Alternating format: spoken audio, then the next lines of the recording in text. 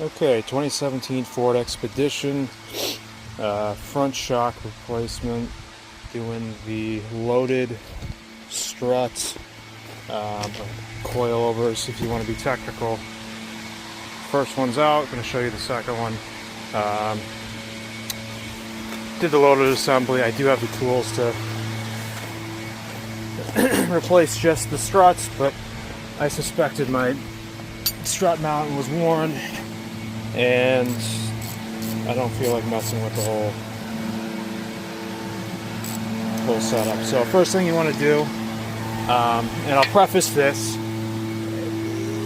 a lot of people online on YouTube, they're recommending you gotta take off like the hub, you've got to take off a whole bunch of stuff. You really don't need to. I've seen people separate the lower ball joint. That's not needed. So I'm gonna get right into it. You want to take apart the brake housing right here, 10mm and 8mm nuts. This just has the wheel speed sensor and the brake hose bracket, just so you're relieving some of the tension there. Next thing you're going to want to do is separate the outer tie rod end. That's a 21mm. I'm going to start it with an impact, but if the whole ball joint starts to spin on me, you could put an open end box wrench on here, as well as another box wrench or a socket to keep it from spinning. Appreciate manufacturers to do that. So here we go.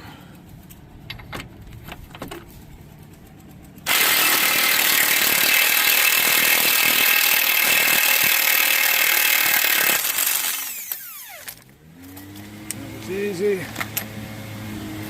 And just going to thread the nut back on until it's flush with the stud. Hit it with a big hammer. This one's 4 pounds. 2 to 4 pounds is probably good enough. Alright, let me put the camera down so I can give this a good lap.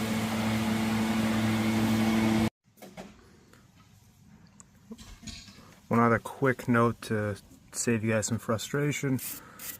Clean the threads before you start taking things apart with a wire brush. It'll just help the nuts come off better. And then I'm putting a little bit of oil on the threads just so it doesn't fight me. That was a little too much, but it'll be okay. Alright. That helps things from getting stuck, spinning. It just comes off easier, goes back together easier, protects the threads.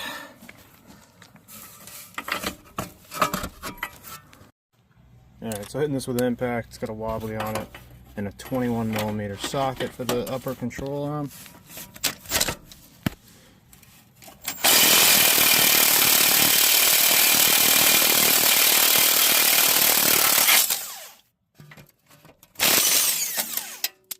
Came right off.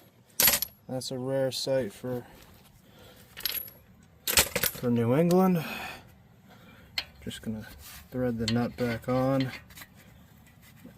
until it's flush with the stud. Same thing. Hit it with our hammer. And off we go. That's separated. Sway bar links do have to come off. You may end up having to cut them. You can either use vice grips, or if you have aftermarket ones, they have a little nut inside that you can slip a wrench on underneath the bolt. Also, you can do the same old trick of putting a wrench on this stud. I'm just going to hit it with impact. If that doesn't work, we're either using 2 wrenches or cutting this sucker off. But good idea to have 2 new sway bar end links on hand for the front when you're doing this job, just in case you do have to cut them out. You can always return them.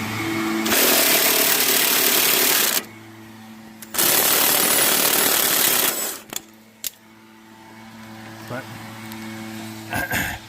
at a minimum, you'll have to take the top nut off. You don't necessarily have to take the bottom one off, because you'll be able to pop this out of the way once you get it off the arm.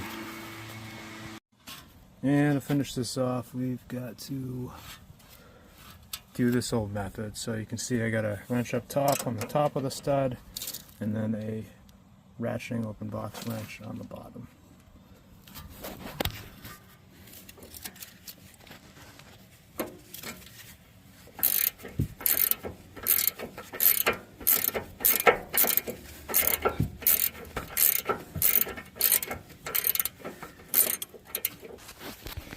Now we're going to hit the lower strut bolts underneath, 18 millimeters.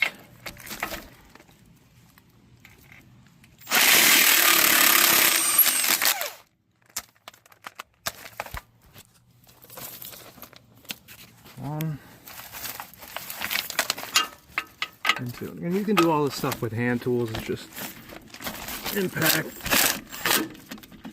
makes my life a little bit easier. That's going to lower the whole control arm, as you can see. So now you can pop this out of the way as needed. I'll give you a little tip on reinstalling everything.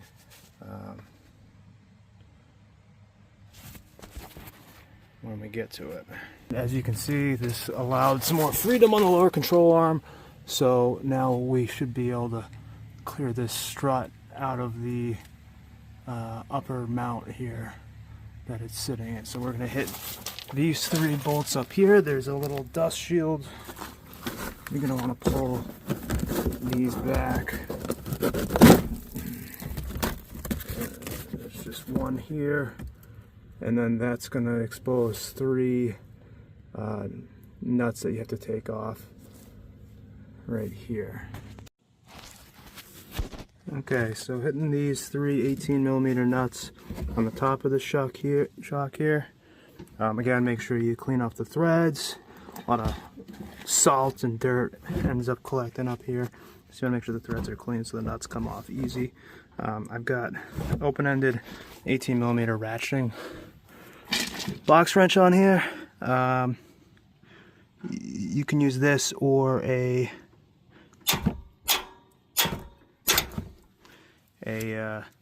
regular ratchet, but they need to put one on and hammer out, or put a pipe or another open-ended wrench on here to really getting them off. But there's three of them up here. Once you get the nuts off, I'll show you how this whole assembly comes out. But yeah, had to hammer the wrench on a couple of these because they were really stuck on here.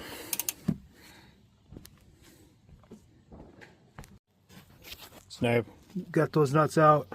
Up top, down below, nuts are off. You just got to play around with the height of the lower control arm and the upper control arm. Use your hands, pry bars, etc. Be aware of the tension on the brake lines, the wheel speed sensors, all that stuff, so you don't snap that and make this a more expensive repair. So this was the money shot here. Kind of snaking the pry bar up over here to clear these studs, and then clear the stud of the strut rod itself. Not really a strut rod, but and then just playing with kind of the clearance between the lower control arm, upper control arm, and the upper strut mount here, and just getting it all the way out. So now I'm going to pull this bad boy out and put the new one in.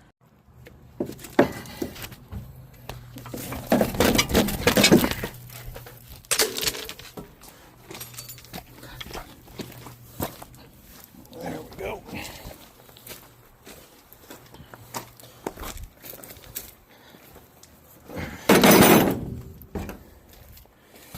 On to the new one. Okay. Important note on the orientation here is these studs are not even, so you're going to want to measure the studs. So two studs are 3.5 inches approximately apart from one another, and there's one stud that is 4 inches apart from each other stud. Now, Kib, I bought these Rock Auto Kib Strut Plus. They were nice enough to, I believe, mark the one stud that's a little bit further away. But you're just going to want to double check up here, and for our purposes, it is the rearmost hole towards the rear of the vehicle, which is the single stud that's further away from each of the others. So just measure up here as well. You get 4 inches apart from the other holes. The other two will be 3.5 apart from one another. That's how you make that distinction, and that's going towards the rear of the car. So I'm doing the right side, and so that hole would be on my left. And yeah, so we're going to put these up there, try to center them roughly where the old ones were if you can, seeing kind of like the old marks. It's not going to be perfect, but we're going to try. And then you're going to start fishing these studs up through the top, get a nut started. It's a lot easier from there. And once you get those 3 nuts on, we're going to work on these 2 down here, getting all the nuts on and lining everything up. Don't tighten them all the way yet, because we are going to want to get this bad boy on here once we have this in. This sway bar end link, you want to put this in first before you tighten the bottom nuts down here. Otherwise, you're going to have a hell of a time getting this in. It's possible, but work smarter, not harder. Now we need to connect the sway bar end link. Note this is completely unbolted. The bolts are just through the lower control arm holes. The nuts up top are threaded in, but they're not tightened down yet. That's important to leave this unbolted, but everything lined up, because you're not going to be able to get it in after you do this. And then the trick is we need to raise the lower control arm because it's hanging at this point pretty low. So we're going to raise it back up so it lines up with this this sway bar arm. So now we are raising that back up. I'm just pumping the jack up under the control arm. Thread a nut back on. Tighten that down. Same thing. You're going to be fighting with this joint spinning. A little ball joint inside the end link. So either secure it with a wrench just under the boot, or you can use the top stud with 2 wrenches. So I'm going to tighten that up and be right back. Okay, so now I'm going to start tightening up the upper and lowers. I'm going to do this piece by piece, just to make sure they snug in evenly. Note that they usually don't weld the new aftermarket hardware in, so these bolts will move around on you, so you need to put a wrench on top just to make sure they don't spin. And they reduce the size of the bolt from 18 millimeter to a 17 millimeter, so just be aware in case that changes. Okay, next thing we're doing is torquing down the bottom bolts here. Got everything snugged up, just gonna put the torque specs on. For what it's worth, at the bottom here for this version, they are 76 foot-pounds. This applies to the 2015 to 17 Expeditions as well as the F150s. It should be the same with this 2-bolt style. If it's the 1 bolt where there's just one big bolt going through this assembly here, I believe it's like a crazy torque spec, like 406 foot-pounds, which is, yeah, you're gonna have to jump on your breaker bar or have a pretty heavy duty torque wrench. I think mine only goes up to like 300 or something like that, 250. So we're gonna go ahead and torque this down. There we go. So 76 foot-pounds here. I think I did 80, 85 just to be safe. If you don't have a torque wrench good and tight within reason is probably good. Use your best judgment. Up here I believe they're 52 for the 3 nuts up here. Tie rod end should be 85 foot-pounds, in that ballpark. Sway bar length, get it good and tight. It's probably like 50 foot-pounds as well. 40 to 50 I would guess. I believe upper control arm is around 50 to 60. Don't quote me on that. I'll look up the spec when we go to do it. But I'm gonna get these tightened up and check back in with you guys. Okay, getting the ball joint, upper ball joint back together. To get this threaded on, you really gotta pull down on the upper ball joint and then thread the nut on. You could always use the jack again under the lower control arm and jack it up and help you out there if you're having trouble. And then little trick to get this threaded on without the nut spinning is just using a pry bar while you impact it.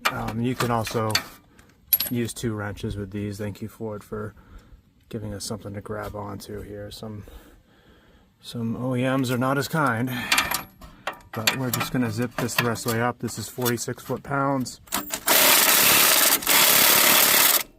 and we're off and running. Last 2 things is the tie rod, 86 foot-pounds here. We're gonna tighten that up, and then returning the bracket here with those 8 and 10 millimeter bolts for the wheel speed sensor and brake lines here. Hopefully at this point you guys didn't break those. I'm gonna tighten that up and we'll finish this up for you guys. Alright, so we're golden here. Just gotta tighten down these 2 last bolts and put the wheels on. I'm not gonna waste you guys' time. You're smart. You don't need to see me doing that.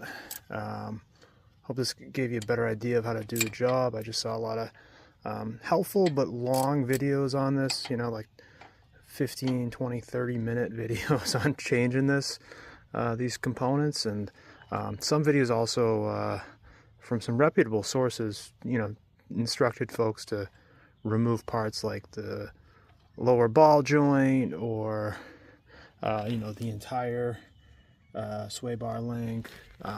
Some said to remove the entire hub and the brakes, which is a whole nother process, you know, you don't really want to get into. So yeah, I hope this saved you guys some time and gave you a better look at it. My camera skills suck, but I did what I could, just kind of holding the phone with one hand and yapping and wrenching with the other.